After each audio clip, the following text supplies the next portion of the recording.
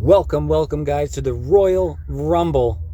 Liberals face the confidence vote on not the ArriveCan scam, but the carbon tax scam. Here's Andrew Scheer versus this liberal menace. $20,000. That doesn't seem like a fair system. So let's vote against it. Let's vote against their plan. I will continue to vote against Conservatives since you have no climate plan. But you will support the motion today. You're not going to vote against the government, correct? I will not support the motion today.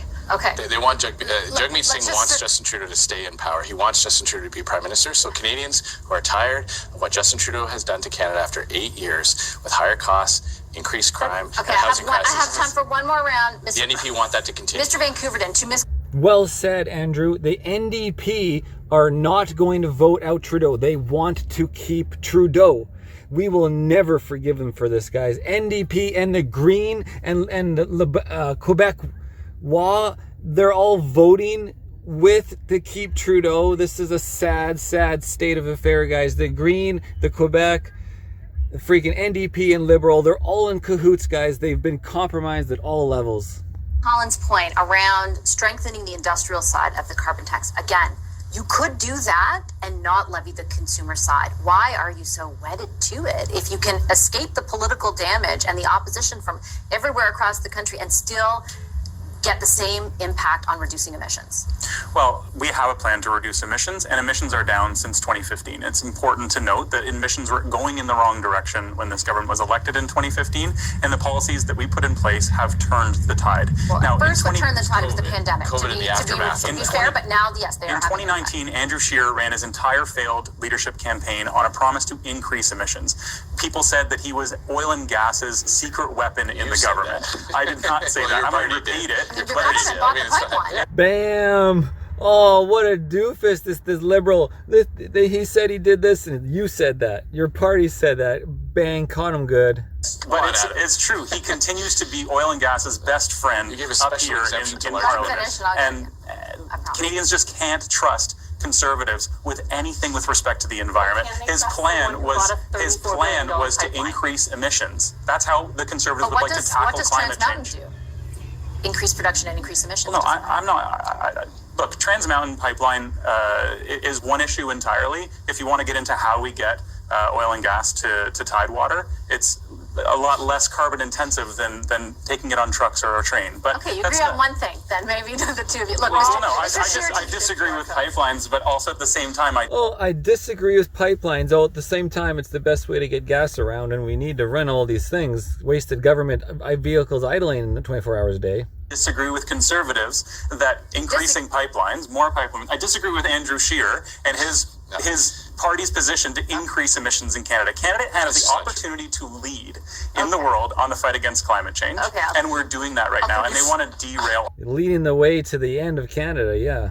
Disagree on pipelines, while taking checks away from people who need it the most. Okay, Mr. Scheer, I do want to get back to you because you did not answer the question about whether your government will, or your party, if it forms government, will support an industrial, keep an industrial carbon tax. I think it's a fair question to ask, and I don't understand why you can't answer it. No, it's just a matter of when our leader unveils his environment plan, he'll address all of that. Obviously, the previous Conservative government signed on to ambitious targets that had measures to ensure that industrial emitters paid their fair share and took meaningful measures to reduce those emissions. I should point out that Mr. Vancouver's party issued a special exemption to large emitters when they brought in the carbon tax, meaning that individual consumers who are going in to buy groceries and to pay their heating bill had to pay more. I'm just pointing out the hypocrisy that he sits here today trying to use this attack when his own government passed this special exemption. But he says Canada's saying what you do. He says Canada's leading the world. The Climate Change Performance Index shows that after Justin Trudeau raised his carbon tax, Canada fell 4 spots. They're now 62 out of 67 behind Kazakhstan, Belarus, and Algeria. We are on track to meet the 2030 target. But that is absolutely on target. They are trying to take credit for the pandemic and the aftermath of that and say, that's why emissions are going down. In reality, they're going all in on a failed policy, and Canadians can't afford it. 1 million Canadians are going to the food bank for the first time in their lives. Let's talk about the human misery. Tying the affordability crisis to the pricing carbon, which is false. I understand. Hold on.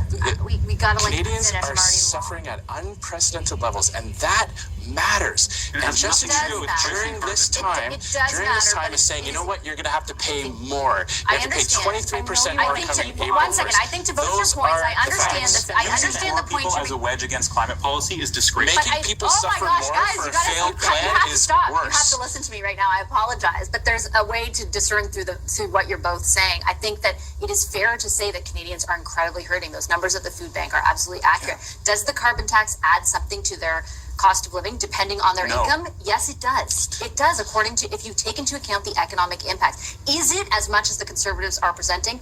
No, it is not. It is not the total complete factor in how much we're paying for everything, but it's not nothing. No, you can't, because we got to go on. You guys have been interrupting each other and me all the time. Ms. Collins, the last word goes to you. Your position seems a little bit difficult to discern for me. You want the Liberals to do more on the industrial side, but you'll continue to support the consumer side, but maybe you can see them reassess. How are Canadians supposed to understand where your party actually stands? We absolutely support carbon pricing as one tool in the toolbox, and the industrial side needs to be strengthened. We need to make the biggest polluters pay more and give more breaks to everyday Canadians. Oh, guys. Canada is so screwed. We're so screwed. All the G7 countries, we're just keep falling down with these idiot lunatics running the shows. But we do not support a party with no climate plan. We don't support motions. I think it's clear you don't support the Conservatives, but I'm trying to discern how you're different at all from the Liberals. And from what you're saying, it sounds like you approach it in exactly the same way. We would approach it in a different way. We would make sure that the biggest polluters, Suncor, the other oil and gas giants, actually do their fair share. Okay, the hypocrisy is so out of control. The freaking Biden administration blows up the Nord Stream pipeline. Nobody bats an eye about the environmental disaster. Nobody bats an eye that Germany doesn't have any heating now. The people in Germany are freezing because they can't get the natural gas they needed, and Germany's trying to ban fireplaces. People are they're buying fireplaces from Canada, the mini cubes, because they can't buy them in Germany, and they're freezing and they need to burn wood to survive. Like, this is what's going on. Oh, so frustrating to just live in this bullshit. Absolute bullshit, guys. Beyond the pipeline, supporting war, actually sending the only tanks we have over, our old tanks, over to Ukraine to be blown up or not even function because they don't even know how to drive them. The freaking military industrial complex, $15 trillion industry per year, guys, the biggest industry in the world, is just funneling war. And now another war. Now we got the Israel and onward with their conquest. And this environment, the Canada's 4, 5, 6% of the environmental nitrogen and things that we actually need for plants, and then the pollution they're going to be the leader in the world and fail. It's just like, oh, we're gonna push on. We're gonna eat everybody. So like the government is getting bigger and bigger. Big government, it keeps eating the citizens, just eating away of us, and then eventually it runs out of food and the whole thing falls over and the big government explodes or the pig blows up. I don't know.